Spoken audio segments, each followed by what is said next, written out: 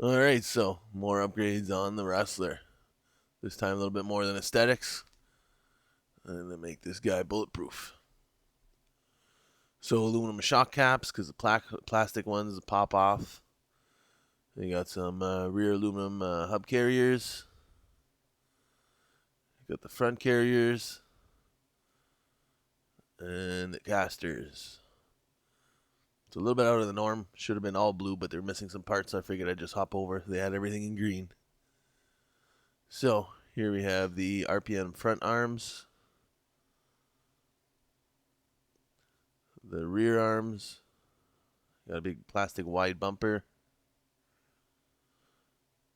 and adjustable turnbuckles to replace the solid plastic ones. Alright, so body, and the tires off. Alright, so with the tires off, first thing we're going to do is we're going to remove the steering link. Alright, so now the caster from the plastic turnbuckle. Plastic link, I guess, not really a turnbuckle. Alright, so that's off. Now you get the caster off. You get the bearings out. The steering knuckle itself. Alright, so shock. Long screw at the top of the hinge here. Remove the control arm. Get the bumper off. Just going to do the one side here.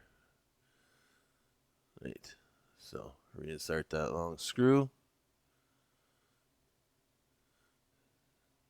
Get out your aluminum steering knuckles. Reinstall all those bearings. And now for the caster. So, long screw. Make sure it's thread lock because we're going aluminum into aluminum. We'll hold the steering link, or sorry, the steering knuckle to the caster. Alright, get that nice and snug. Now another long screw here into the control arm itself. Holds the caster and the steering knuckle together. So now at the turnbuckle, tie it all in.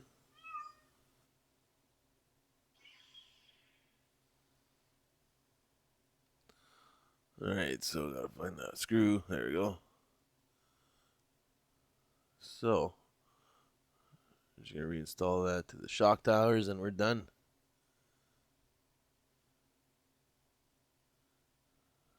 Keep losing my parts here. So there we go. Screw for the steering link. This one here I'm not going to bother thread locking in because I will be installing a nut on the opposite side. Last thing I want to do is lose steering. Alright, so reinsert the shock. Okay, so now for the bumper.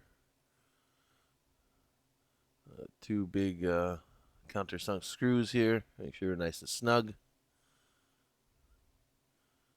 I'll make sure we got good clearance. Alright, so now to the shock caps. So remove the stock shock.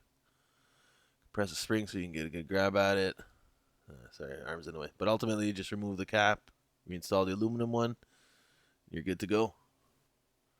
Alright, so finish the other one off camera and we'll move over to the rear.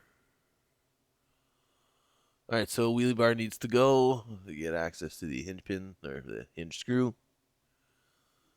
So let's get that out of the way.